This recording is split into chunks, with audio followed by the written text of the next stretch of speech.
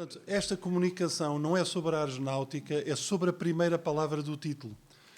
E isto não é nenhum exagero. Nós poderíamos, e contamos com a energia inesgotável do Zé Eduardo, para, logo que a aeronáutica esteja publicada, que está para brevíssimo, e que as pessoas tenham tido a oportunidade de estudar, e que os investigadores tenham tido a oportunidade de digerir, fazer um grande simpósio só sobre a aeronáutica, porque encheria várias sessões como esta daqui de hoje.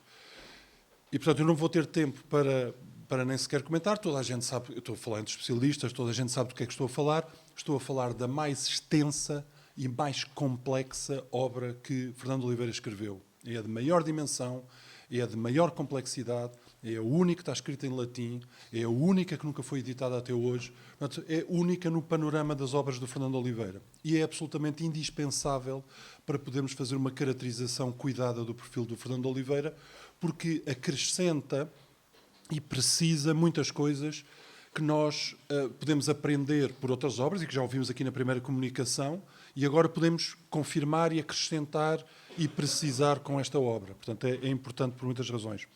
A aeronáutica também, não posso deixar de dizer, a publicação da aeronáutica fecha um grande capítulo na historiografia portuguesa.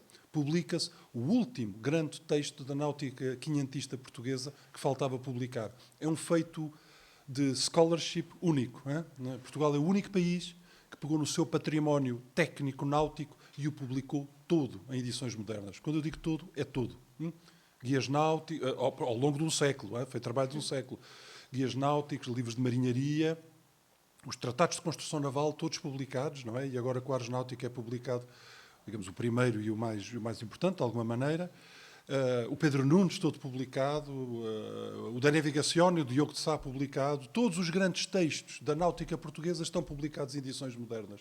Eu acho que nós lamentamos muitas vezes do que falta fazer, mas eu gosto de relembrar que nenhum país tem isto. Nenhum país pegou no seu património náutico técnico e publicou todo. É um feito de erudição único. E por isso o aparecimento da aeronáutica deve-nos, digamos, alegrar a todos e dar os parabéns às pessoas envolvidas, ao Zé Eduardo e à sua equipa, por terem levado este empreendimento para a frente. Portanto, como sabem, a aeronáutica, vou rápido, uma vez mais estou a falar entre especialistas, existe apenas num manuscrito único, que está em Leiden. É um manuscrito muito complexo, porque é um manuscrito que é resultado de muitos anos de ser mexido. A datação é uma datação entre 1540 e 1570. Portanto, tem partes que, obviamente, só foram escritas à volta de 1570. Tem partes que nós podemos pôr, só podem ter sido escritas depois de 1568. Mas tem indicações de partes que foram escritas nos anos 40, 50. Portanto, é um texto muito, muito trabalhado, foi muito mexido. O próprio Oliveira diz que o dá a muitas pessoas, tem muitas intervenções, é muito complicado. Tem rasuras, textos interlineares, folhas de papel umas sobre outras, desenhos preparatórios, desenhos não acabados, etc, etc. E eu aqui queria dar os meus parabéns às pessoas que fizeram a transcrição. Fizeram a transcrição? O Ricardo e o João Cambado fizeram um trabalho absolutamente admirável. O trabalho de transcrição deste manuscrito é um trabalho admirável pela dificuldade. Eu acho que é a maior dificuldade. O latim não é particularmente difícil. Eu não fui tradutor, fui um grande tradutor, o professor João Carlos Miranda, uma grande tradução, mas o latim não é particularmente difícil, embora Oliveira tem peculiaridades, que eu comentarei algumas, tem várias peculiaridades no uso do latim, da mesma maneira que tem peculiaridades no modo como ele se relaciona com as fontes antigas. Mas isso agora tem que ser tudo estudado mais para a frente. Ok. Portanto, o texto agora está traduzido e há imensa coisa para dizer. Bom, o que é isto da aeronáutica? Porquê é que é uma aeronáutica? Quando a gente pega no manuscrito, a primeira coisa que surpreende é que o manuscrito está organizado com 3 categorias de arrumação, o que ele chama a collectio, o documentum e a distinctio. Numa das traduções, das pré-traduções antigas que surgiu por aí, as pessoas tomaram a liberdade de dizer capítulo, secção e não sei quantos. De maneira nenhuma, isso é um crime. Tem que se usar estas palavras, coleção, documento e distinção, que estão em latim, porque estas palavras fazem-nos entrar no modo mental como Oliveira organiza a informação e o que ele entende sobre o que está a fazer. E ele diz o que é a arte de aeronáutica. Parentes também, para ir muito rápido, estou a tentar uma coisa fantástica, que é fazer isto em 20 minutos, uma coisa que devia ser um semestre, mas ok. A ideia, a distinção, a ars ratio, é uma distinção que vem da antiguidade, importantíssima, tem por detrás a distinção aristotélica, grega, episteme, techne, e esta é a versão latina. Na latinização ganhou nuances que não tinha no grego, agora não vale a pena. Em Portugal, no século XVI, a distinção ars ratio, aplicada à náutica, vai ser um ponto de batalha de Pedro Nunes. Não é? Pedro Nunes vai introduzir esta distinção e elaborá-la.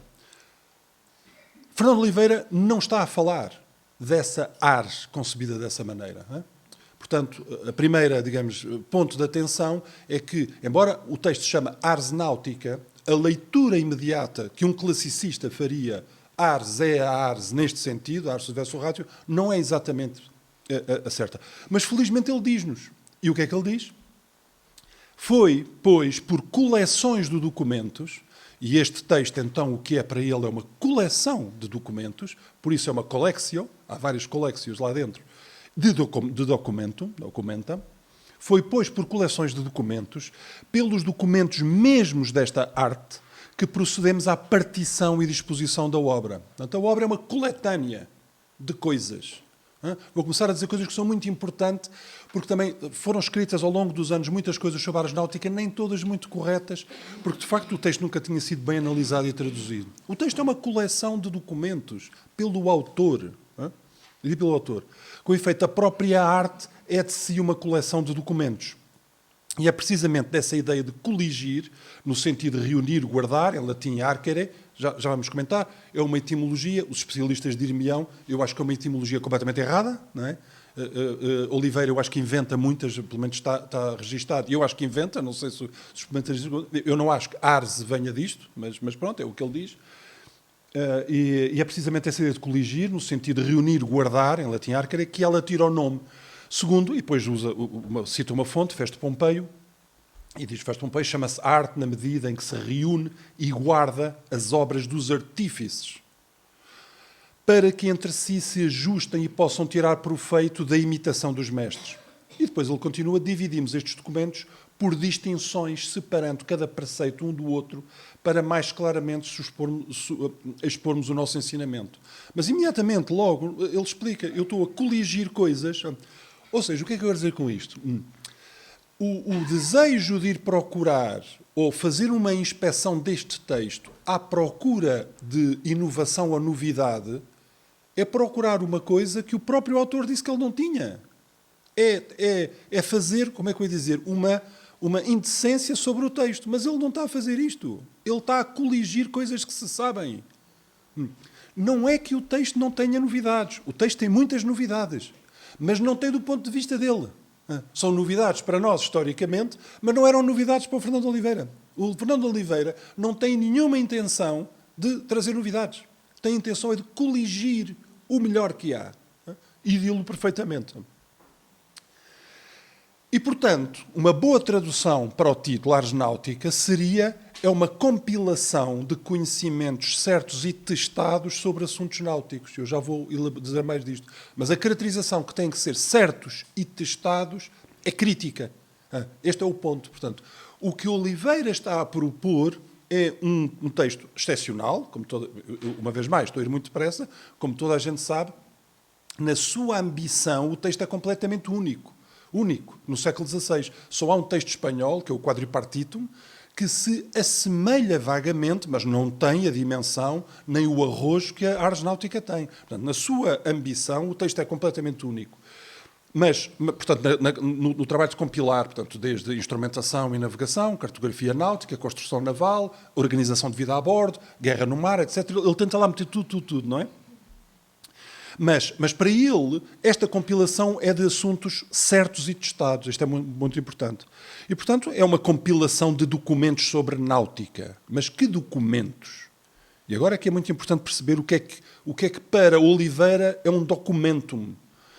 Felizmente, ele explica-nos isto no livro da Fábrica das Naus. Só dizer, os 3 livros de náutica a Arte da Guerra no Mar, o livro da Fábrica de Naus e a Ars Náutica, a primeira coisa que fazem com que Oliveira seja o autor que mais escreveu sobre náutica no século XVI, que é uma coisa espantosa, não é? O autor que em Portugal mais escreveu sobre náutica foi Fernando Oliveira, porque tem este tríptico. Este tríptico tem imensa intertextualidade, especialmente a Fábrica das Naus com a Ars Náutica. E, portanto, vai ser preciso agora um trabalho muito cuidado, eu fiz alguma, mas não fiz de maneira nenhuma toda, muito cuidado de analisar cuidadosamente esta intertextualidade entre a Fábrica das Naus e este. Em particular, a explicação, muita da explicação do que é esta arte, está na Fábrica das Naus, quando ele diz arte, digo que é doutrina de palavra ou de exemplo, fundada em boa razão e confirmada pela experiência. Então isto é muito importante. Portanto, é uma doutrina que pode ser de duas origens. Pode ser de palavra ou pode ser de exemplo, e que está fundada e confirmada pela experiência. E já vamos ver o que é que está aqui a ser dito, que é importantíssimo. Ou, como outros dizem, é uma cópia de documentos tomado do uso dos bons autores.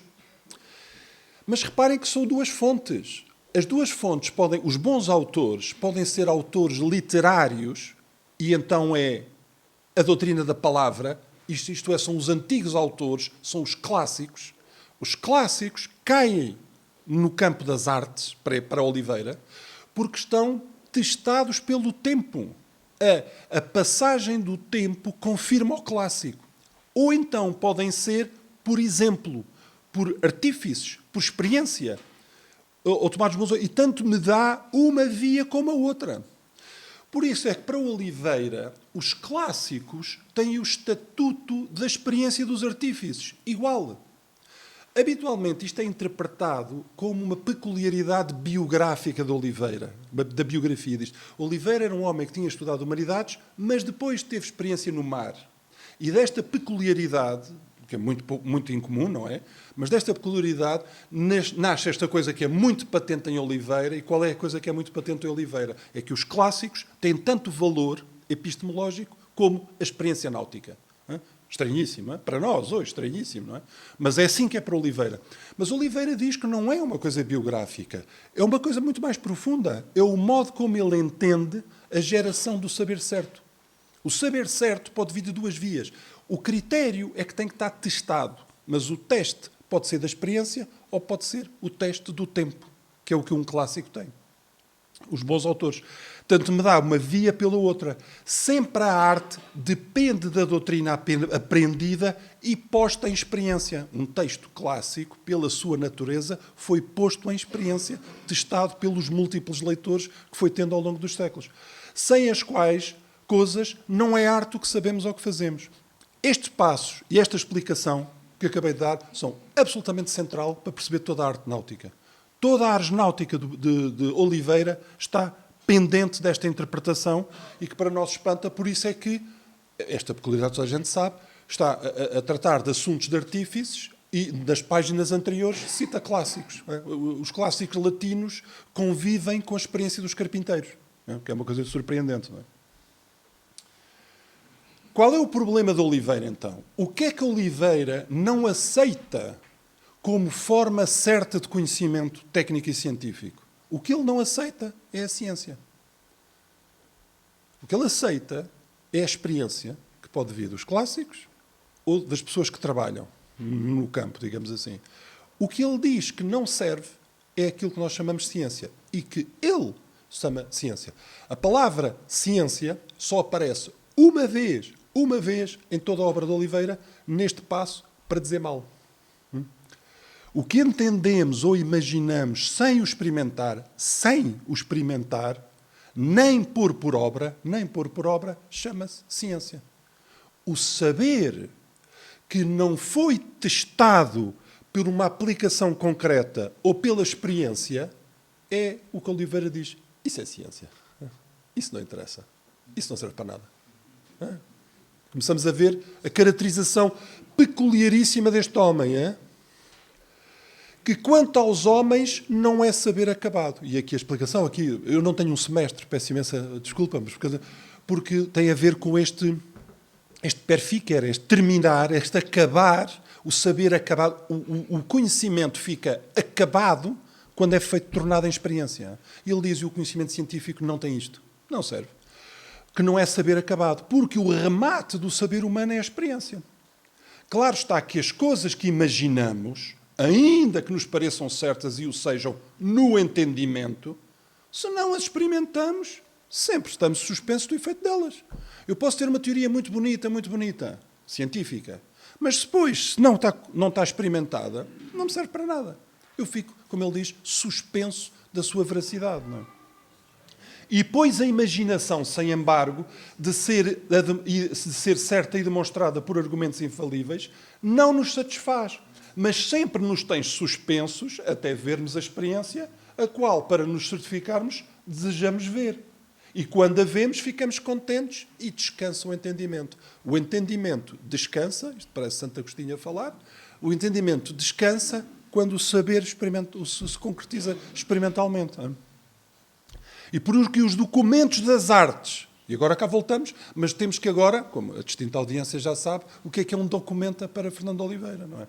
Os documentos das artes estão já experimentados, e insisto outra vez, e podem estar experimentados por duas vias, ou porque vêm da experiência dos práticos, ou porque vêm da tradição dos clássicos, e como os documentos das artes já estão experimentados e da experiência são tirados, por isso lhes damos mais créditos que às imaginações dos entendimentos, posto que sejam sutis e conformes à boa razão. E com esta última frase, matou a matemática, não é? O que é que caiu fora de Oliveira? A matemática. A matemática não existe para o Oliveira como uma forma de acesso certo à realidade. Toda a gente sabe que há uma polémica muito grande no Oliveira, há umas críticas que se pensa serem dirigidas a Pedro Nunes, mas a ideia de que estamos diante de uma diatribe pessoal é completamente superficial. Oliveira está a fazer uma coisa muito mais profunda. Ele está a dizer que a matemática não serve como fundamento para o saber certo sobre o mundo natural. Esta, de facto, tinha sido o grande campo de batalha de Pedro Nunes uns anos antes. E aqui começamos a perceber que o país está atravessado, Portugal, está atravessado por um enorme debate em torno deste problema. Nós já sabíamos disto, o aparecimento de Fernando Oliveira esclarece-nos imenso da natureza deste debate. Eu não tenho tempo para comentar, como é óbvio, mas o De Navigazione do Diogo de Sá é uma entrada neste debate também, sobre a não validade da matemática. O Pedro Nunes é o grande campeão da validade da matemática, mas há outros, e até há ecos em Camões, que eu comentarei, se tivesse tempo, que não tenho, a não ser que façam uma pergunta, espero que façam. Não. E, portanto, o que é que é? O que é que eu quero dizer? Ao fazermos um close reading de Fernando Oliveira, nós começamos a conseguir extrair um debate intelectual. Não é de Fernando Oliveira, é da primeira palavra da Ars Náutica. Só temos a primeira palavra, só da Ars, diz tudo Ars. Ao lermos com atenção o que é que Oliveira quer dizer por Ars, aparece-nos diante dos olhos um debate que nós, do qual estávamos, digamos, marginalmente informados. Sabíamos que existia, mas começamos já a notar. Agora imaginem quando nós lemos o livro todo, não é? Isso foi só da primeira palavra, não é? Portanto, o que há aqui a ganhar. E depois ele diz, pelo que as matérias na náutica, agora muito rápido, não deve dar-se fé a quem não experimenta e padece os trabalhos e os medos da navegação. Nem há que dar-se ouvidos a quem, nunca havendo respirado a salsugem do mar, alardeia tranquilas viagens, navegação em terra firme. Isto é banal, isto é dito por muitas pessoas. Isto, em certo sentido, é uma observação completamente superficial. Superficial. Quem não experimentou não é autoritário. Ok, mas no quadro interpretativo de Oliveira é muito mais do que isto. O quadro de Oliveira. Portanto, Fernando Oliveira não reprova, ele não reprova o estudo das letras aplicados à arte da navegação. Ele não tem nada contra o estudo das letras à arte da navegação. E ele afirma que o filólogo e o navegante precisam um do outro, pois no mar tanto é guia o estudo como o exercício. Mas é o estudo dos bons autores, dos autores que estão, tal como a experiência, testados pelo seu uso. Não é? E, portanto, fica aqui introduzido este binómio letras-experiência, que dá uma configuração muito peculiar à obra de Oliveira, onde estas coisas convivem quase sempre, não é? Embora, para ser completamente justo, ele diz que, posto entre um e outro, prevaleça sempre a experiência, etc. Bem, mas diz mais coisas. Quanto tempo é que eu tenho mais? Não tenho mais um bocadinho, não é?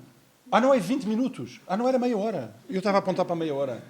Isto é uma negociação barata aqui com a AIDA. Não, está bem. 1 minuto. 2 minutos. 2 minutos. Está bem. Ok, muito rápido. Oliveira diz muito mais coisas acerca da sua noção de arte, que tem a sua noção do que é o conhecimento certo. Portanto, arte, é o saber certo para ele, e é uma coleção de coisas certas. E estas coisas certas têm duas origens. Não é? Bom, este é o ponto todo que eu gostaria de transmitir. Bem, e o que é que ele depois diz? Ele diz que isto é tão importante porque a experiência nos permite compreender os efeitos de fenómenos dos quais não se conhecem as causas. Isto é muito importante agora que eu tento buscar porque, como sabem, em Aristóteles, o conhecimento é aetiológico, é da aitia, das causas. Portanto, saber uma coisa é saber a causa da coisa. E Oliveira vem dizer, não, com experiência nós não precisamos de saber a causa. Surpreendente, não é? Diz isto abertamente. Mas posto que, isto é agora um excerto dele, posto que se não lhe conheçam as causas, prescrutando-lhes os filósofos da natureza, certo é que, e agora reparem, em sofrendo-lhes a experiência, os navegadores, se lhes compreendem bem os efeitos. Portanto, uma pessoa tem um fenómeno, ele está a dizer isto sobretudo a propósito do magnetismo. Ninguém sabe como é que o magnetismo funciona, ninguém sabe porque é que as agulhas apontam daquela maneira, ninguém sabe, portanto nós desconhecemos a causa. Mas o que é que ele diz? Mas nós, por experiência, sabemos usar isto. Portanto, nós conseguimos usar os efeitos deste fenómeno natural não sabendo nada da causa. Um corte radical com toda a epistemologia aristotélica. Radical. Há uma maneira de ter um controle certo da natureza que dispensa o programa aristotélico de conhecimento das causas. E quem é que pode fazer isto? As pessoas que têm experiência. Portanto, a experiência é que é a chave para isto. Tem que ir mais rápido, havia muitas coisas a dizer. Aqui está o passo importantíssimo, em que ele diz a propósito do magnetismo, é o que ele diz. Os homens experimentados e sensatos afirmam, no entanto, apesar de admirados, e ignoram-se as causas disto. Também eu não sei nada as causas disto. Porque é que há declinação magnética, desvios magnéticos e tal. Mas dia a dia cresce a certeza da experiência, etc, etc, etc. Não vou comentar. Este era o meu último acetato. Estou mesmo só a terminar. E é mesmo só esta palavra inicial. Portanto, este é o quadro, digamos, pessimamente explicado, altíssima velocidade, originalíssimo, muito original, de Fernando Oliveira, mas que aparece em muitos sítios. Só para dar água na boca. Agora, quando se percebe que isto é um debate que está a acontecer no país, está a acontecer em Portugal.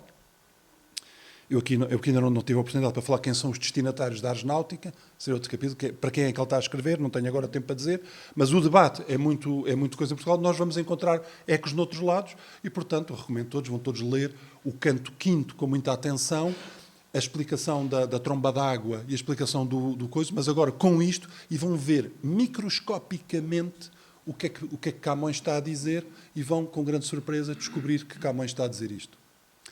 O que é que sucedeu, a minha última consideração e termino, o que é que sucedeu à cultura portuguesa no século XVI? A hipervalorização da experiência. O vencedor deste clash intelectual é claramente a experiência.